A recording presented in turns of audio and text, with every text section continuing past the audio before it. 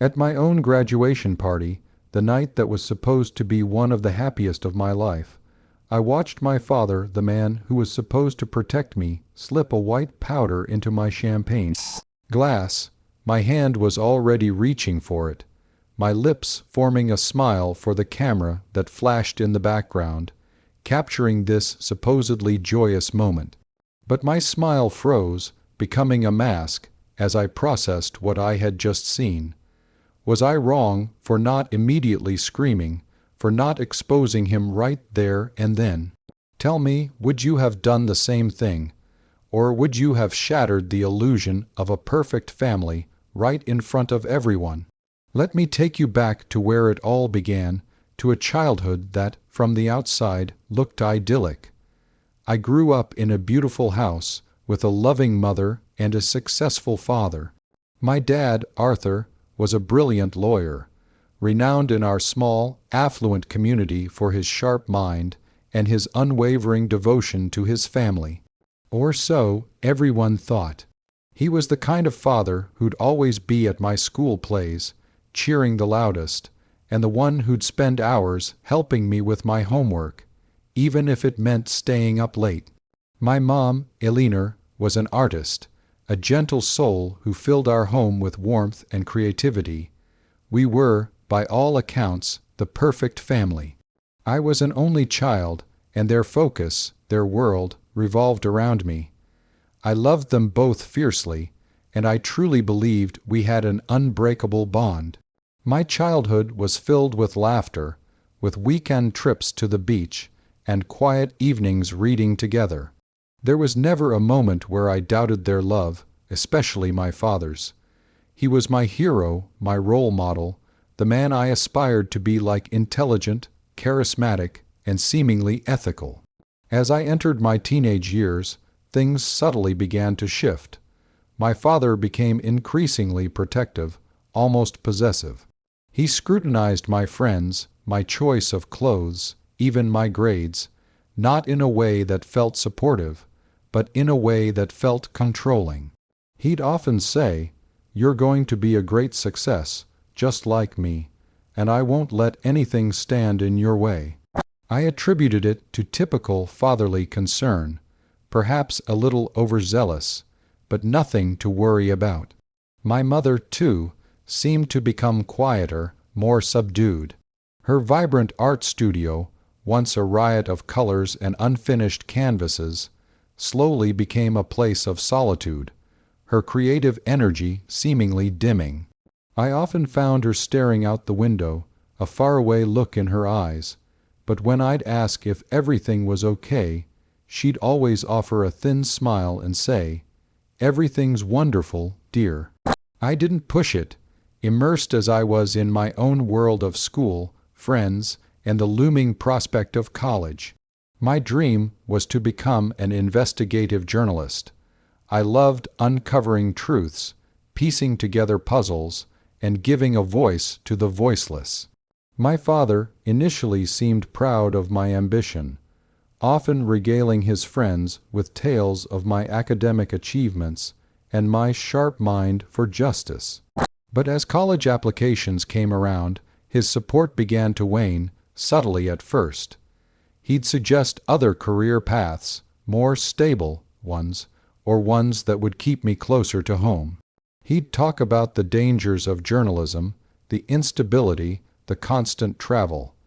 I brushed it off as a father's natural concern, but a tiny seed of unease began to sprout. I got into my top choice university, a prestigious journalism school across the country, and I was ecstatic. My mother cried tears of joy, hugging me tightly, but my father's reaction was lukewarm. He congratulated me, of course, but there was a stiffness to his embrace, a slight frown that quickly vanished when I caught his eye. The weeks leading up to graduation were a whirlwind of excitement and preparation. I was graduating at the top of my class, magna cum laude, and had already secured an internship at a major news outlet. My future felt bright, limitless. My parents, despite my father's earlier reservations, insisted on throwing me a lavish graduation party. It was to be held at our home, with all our family friends, my grandparents, aunts, uncles, and a few of my closest school friends. My mother, for the first time in a long while, seemed genuinely happy, bustling about, planning every detail. My father, too, put on a show of enthusiasm, ordering catering, hiring a band, and even personally inviting everyone. I was touched by their efforts, genuinely believing that his earlier reservations were just typical dad worries, now overcome by his pride in my achievements. The day of the party arrived, bathed in the golden light of a perfect summer afternoon. Our backyard was transformed into a fairy tale, strung with fairy lights, elegant tables laden with food, and a small stage for the band. I wore a beautiful white dress, feeling like a princess, finally stepping into the world I had worked so hard for.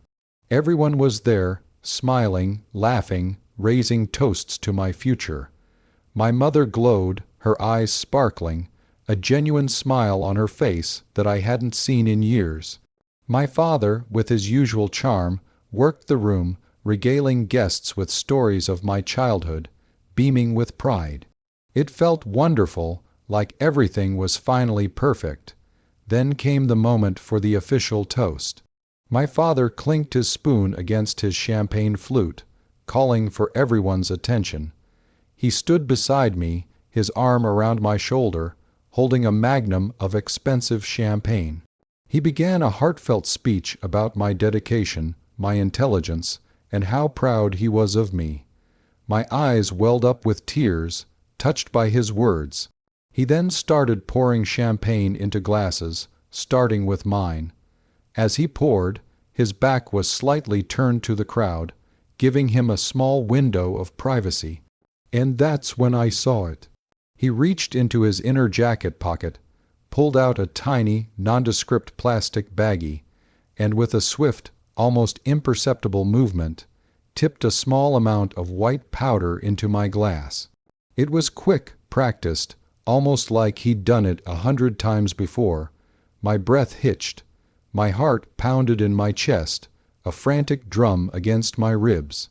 I stared at the glass, the tiny specks dissolving quickly into the effervescent liquid. My mind raced. What was it? Why? The questions screamed through my head, but no sound escaped my lips. I looked up at him, my father, his eyes twinkling, a proud smile on his face as he handed me the glass. He clinked his own glass against mine, saying, "To my brilliant daughter, may all your dreams come true." I stood there, the champagne glass in my hand, the weight of it suddenly immense. The smile on my face felt like it was tearing my cheeks. I could feel the eyes of everyone on me, waiting for me to take that first celebratory sip. My mother was beaming, her camera ready to capture the moment. My father, still holding his glass aloft, looked at me with an expectation that turned my stomach. What do you do in that moment? Do you expose him? Do you ruin your own party, humiliate your family, and destroy everything you thought you knew about your father? Or do you play along, pretend, and try to figure out what was happening? I chose the latter, a decision born not of fear, but of a sudden, cold resolve to understand. I raised the glass, took a small, symbolic sip, making sure only to touch my lips to the rim, feigning enjoyment. The metallic taste of fear, not champagne, filled my mouth. The party continued around me, a blur of laughter and congratulations, but I was no longer truly present. My mind was in overdrive, replaying the scene, analyzing every detail, the powder, the swiftness, the subtle shift in his eyes when he thought no one was watching. I knew with a horrifying certainty that this wasn't a mistake. It was intentional, but why? My journalism instincts, honed by years of study, kicked in. I had to investigate. I had to find answers. I excused myself to the restroom, my untouched glass still in hand. In the privacy of the bathroom, I poured the champagne into a small, empty perfume bottle I found in my mother's vanity, capped it tightly, and hid it in my purse. I then refilled my glass with fresh champagne from a different bottle, returning to the party with a renewed, albeit forced, smile. The rest of the night was a performance. I laughed, I danced, I thanked everyone, all while a chilling dread settled deep within me. My father, oblivious to my discovery, continued to play the doting dad, his arm often around me, his eyes full of what I now recognized as a disturbing mix of pride and something else. Something calculating. My mother, in her happiness, seemed not to notice my forced cheerfulness or the tremor in my hands. As the party wound down and guests began to leave, I focused on gathering evidence. I pretended to be helping clean up, but I was meticulously searching.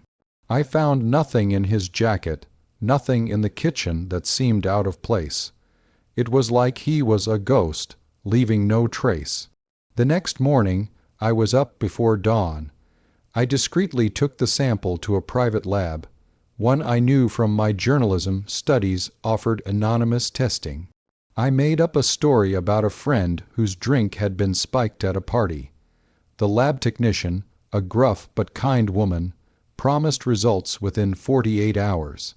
The waiting was agony. Every interaction with my father felt like a betrayal. His usual morning cheerfulness, his questions about my plans for the day, all felt like a mockery. I found myself scrutinizing his every move, every word, searching for clues, for any sign of what he was truly capable of. So that's the situation I was in, and I had to make a choice. Here I was, at the cusp of my dreams, my whole future ahead of me, and the man who was supposed to be my greatest champion had tried to sabotage me, to drug me. Before I tell you what happened next, what I discovered, and how I confronted him, I want you to pause and comment below what you would have done in my shoes. Would you have gone to the police immediately? Would you have confronted him without proof? Or would you have played the long game, as I did, to truly understand the depth of his deception? The lab results came back, and my worst fears were confirmed. The powder was a potent sedative, a powerful tranquilizer, enough to knock me out for hours, leaving me vulnerable, disoriented, and completely at his mercy. The implications were chilling. What did he intend to do? Why, the questions gnawed at me. I couldn't go to the police yet. I needed more. I needed motive. I remembered my father's subtle attempts to dissuade me from journalism, his desire to keep me close, his seemingly overprotective nature. It all clicked into place, a horrifying puzzle. He didn't want me to leave. He didn't want me to pursue a career that would take me away, that would make me independent, that would potentially expose him. But expose him to what? I began to dig, not just into his recent behavior, but into his past, into the subtle shifts in my mother's demeanor, into the hushed whispers I sometimes overheard from relatives when they thought I wasn't listening. I started with my mother's art studio. I remembered how it had become a place of solitude, how her vibrant energy had dimmed. I found old sketchbooks filled with lively, colorful drawings, and then, slowly, a change. The later drawings were darker, more abstract, almost like coded messages of distress. And tucked away, hidden beneath a loose floorboard, I found a small, locked diary. It was my mother's. I felt a pang of guilt, invading her privacy, but the urgency of my situation outweighed it. I picked the lock with a hairpin, a trick I'd learned in a self-defense class. What I read shattered my world completely.